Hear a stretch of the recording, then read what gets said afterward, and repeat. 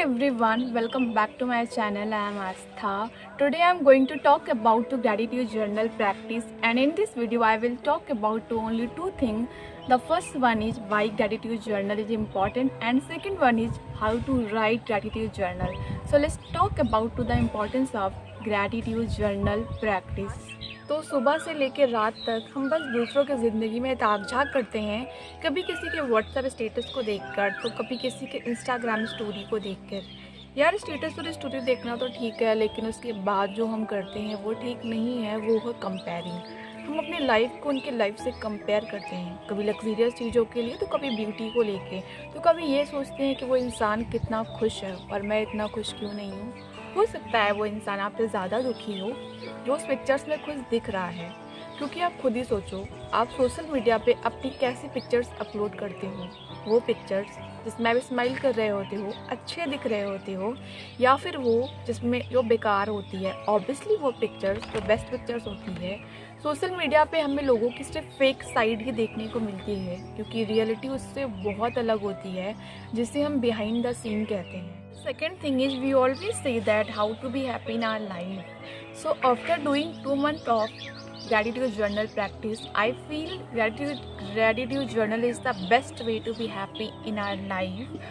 So अगर आपको ये लगता है कि आप तभी खुश होंगे जब आपके डिज़ायर्स फुलफिल होंगे, जब आपके पास सब कुछ होगा, तो मुझे नहीं लगता कि आपके खुश होने की कोई भी पॉसिबिलिटी है, बिकॉज डिज़ायर्स नेवर एंड। मैंने ऐसे लोग भी देखे हैं जिनके पास सब कुछ है, वो एक ऐसी लाइफ जी रहे हैं जो लाखों लोगों का सपना है, लेकिन वो खुश नहीं है क्योंकि उन्हें और चाहिए। जैसा मैंने कहा, डिज़ायर नेवर एंड। लेकिन अगर वो उस पर नज़र डालें कि उनके पास कितना कुछ है, तो वो उसी मोमेंट में खुश हो सकते हैं। देखिए, हम सबके साथ होता है, एक टाइम पर जिस चीज़ के लिए हम परेशान हो रहे होते हैं, वो मिलने के बाद उसकी वैल्यू ख़त्म हो जाती है। हमारे पास कितना कुछ होता है और कितना कुछ अच्छा चल रहा होता है, लेकिन कोई एक चीज़ बेकार हो जाती है तो हमारा सारा दिमाग वहाँ पॉइंटेड हो जाता है। फिर हम दुखी होने लगते हैं, फिर हम ये सोचते हैं हमारी तो लाइफ ही ख़राब है।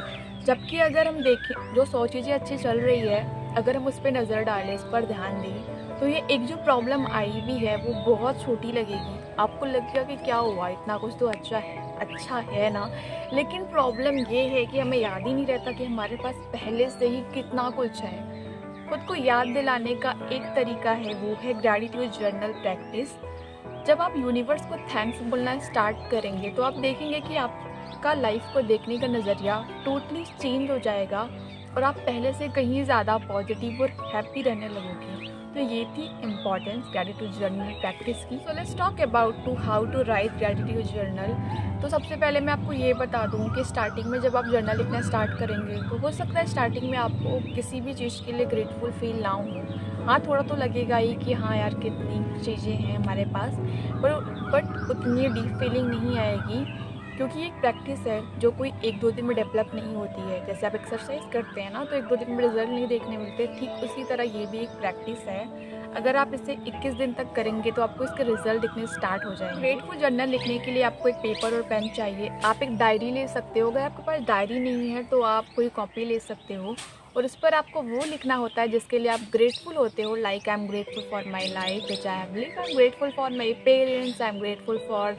My education, I am grateful for this planet इत्यादि। तो इस तरीके की चीज़ें आपको लिखनी होती है उस कॉपी में। बहुत सारी ऐसी चीज़ें हैं हमारी लाइफ के लिए जो बहुत इम्पॉर्टेंट हैं, लाइक वाटर, एयर, सन। ये सब ऐसी चीज़ें हैं जिनके बिना हम अपनी लाइफ इमेजिन भी नहीं कर सकते, लेकिन हम इनकी वैल्यू नहीं करते हैं, ना हम इसके लिए ग्रेटफुल होते हैं। हम सबको पता है कि वाटर के बिना हम एक दिन भी सर्वाइव नहीं कर सकते, फिर भी हम वाटर को वेस्ट करते हैं क्योंकि हम इसकी वैल्यू नहीं करते हैं, तो ग्रेटफुल क्या ही होंगे। तो मुझे लगता है कि एक लाइन में लिखना कि I am grateful for this, I am grateful for that, इससे उतनी ज़्यादा ग्रेटफुल वाली फीलिंग नहीं आती है। एक पॉइंट लिखने के बाद, like I am grateful for this planet, तो 1-2 लाइन और लिखने से, डिटेल लिखने से आपका माइंड और भी क्लियर हो जाता है कि क्यों ग्रेटफुल है, क्या रीज़न है। ये सब करने से आपका माइंड और भी क्लियर हो जाता है, फिर और डीप फीलिंग आती है ग्रेटफुल वाली। तो आप ऐसे लिख सकते हैं, और आप पॉइंट्स में लिखें कि आई एम ग्रेटफुल। मतलब आप ऐसा भी कर सकते हैं कि आप डेली का प्लान रखें कि मुझे रोज़ 10 पॉइंट लिखने हैं। पॉइंट से क्या होता है कि आपके पास जब पॉइंट्स नहीं होंगे तो आप सोचोगे कि क्या लिखूं, तो आप छोटी छोटी चीज़ें भी इन्वॉल्व करोगे। जैसे मैंने कहा ट्री, वाटर, एयर, सन, जिसके बारे में हम कभी सोचते भी नहीं हैं। मुझे लगता है पहले मैं सोचती थी कि यार क्या जर्नल लिखना।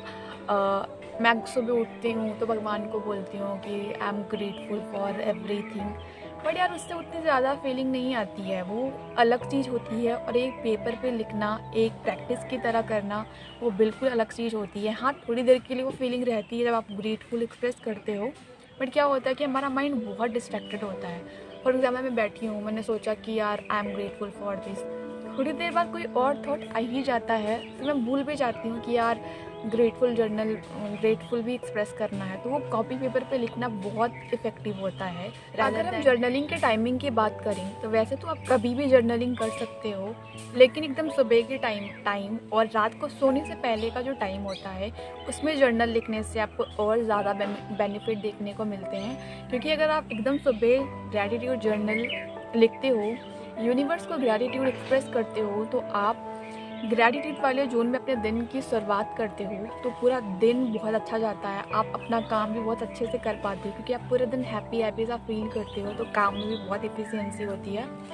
उसके बाद अगर आप रात को सोने से पहले लिखते हैं तो भी चारों तरफ बहुत शांति होती है, आप अच्छे से सोच सकते हो, माइंड बहुत काम भी होता है और उससे नींद भी बहुत अच्छी आती है। तो वैसे तो आप कभी भी जर्नलिंग कर सकते हो, बट ट्राई करें कि आप सुबह लिखें या फिर रात को सोने से पहले। अगर आप नहीं लिख सकते तो आप कभी भी जर्नलिंग कर सकते हो, ऐसा कोई नहीं है कि पर्टिकुलर टाइम में ही आप कर सकते हैं। सो यही था। और इस तरह अगर आप ग्रैटिट्यूड जर्नल की प्रैक्टिस करते हैं डेली, तो आपकी लाइफ को एक अलग ही पर्सपेक्टिव मिलेगा।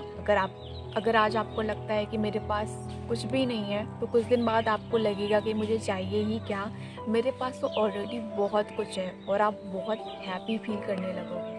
So at the end, I would say if you want to be happy in our life, so start writing a gratitude journal. Universe को थैंक्स बोलें उन सभी चीज़ों के लिए जो कुछ भी आपके पास है. So that's it for today. See you in my next video. Till then, bye bye.